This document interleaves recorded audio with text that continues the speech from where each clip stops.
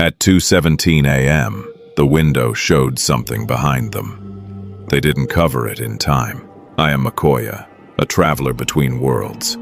Across ruined stars, forgotten cities, and impossible places, I collect the stories that should never have existed.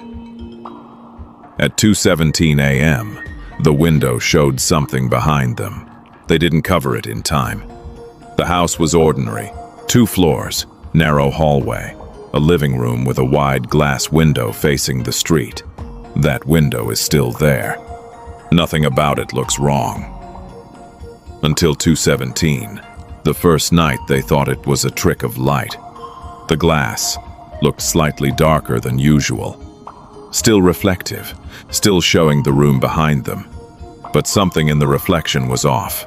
There was a figure, standing near the back wall. No one was standing there. The husband turned around. Nothing. He looked back at the window. The figure was still there. Closer now.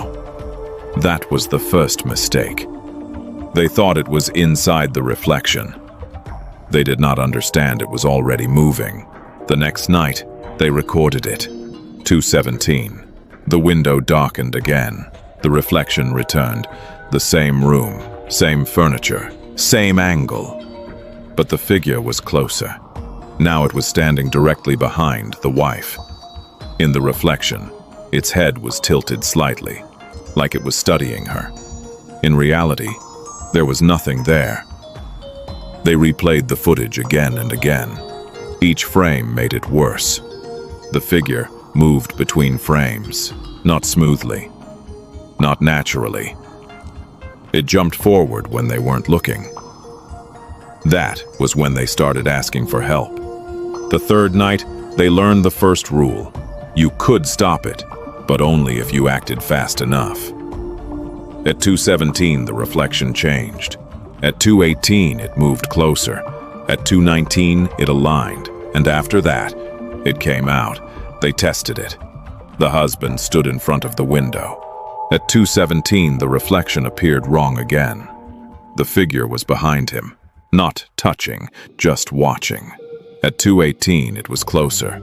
Its hand was slightly raised, not reaching, almost ready. At 2:19, the reflection matched perfectly. The position, the distance, the height, everything. For a moment, the reflection and reality were the same. That was when they understood. The window was not showing something else. It was preparing something to enter. They covered the window seconds before, 2:19. A thick blanket. No gaps, no reflection. The moment the fabric touched the glass, the reflection vanished. From behind the blanket, something hit the window. Hard. Once. Then again. Not random. Measured. Like something that knew exactly where the glass was supposed to be. They held the blanket in place until the time passed. 2:20. 2:21. Nothing came through. That night, they survived. They almost believed they had figured it out. That was the second mistake. They thought the rules would stay the same. On the fourth night, the window still changed at 2:17.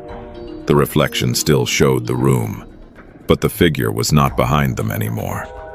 It was already at the window, looking out, looking at them, too close. They reacted immediately. The wife grabbed the blanket. The husband moved to help, but they hesitated, because in the reflection, the figure smiled, not wide, not exaggerated, just enough to show that it understood something they didn't. They covered the window anyway. Too late. The reflection didn't disappear immediately this time. Through the fabric, they could still see movement. A shape pressing outward. Not blocked, not stopped. Just delayed. The first hand came through the glass before the blanket fell. Not breaking it, not pushing it aside. It passed through the surface like it wasn't there anymore. The husband tried to pull the blanket tighter. Something grabbed his wrist, from the other side, from inside the reflection. He screamed once, That was the last clear sound recorded in the house. The camera fell. The footage continued for 3 more minutes. The window returned to normal at 2:21. The room was empty, no broken glass and no signs of struggle, just the blanket on the floor. And the camera still recording. Authorities found the house 2 days later. Doors locked, no forced entry, no bodies, only the footage. And the window, still intact, still reflective, still ordinary, until they reviewed the recording frame by frame. Because in the final seconds, just before the camera battery died, the window showed a reflection of the empty room, except for one detail. 2 figures standing near the back wall, not moving, not leaving, just watching the window, waiting. The house has been empty since. No one lives there now. No one stays past midnight. But the recordings did not stop. Neighbors across the street reported the same thing. At 2:17, the window darkens slightly. At 2:18, something appears in the reflection, and no one is inside the house anymore to cover it. Which means there is nothing stopping it now.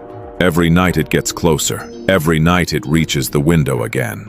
And eventually, there will be nothing left separating the reflection from the world outside. That is the part people misunderstand. They think the couple failed to stop it. They didn't. They only delayed it. Because once a window learns how to reflect something that isn't there, it doesn't forget.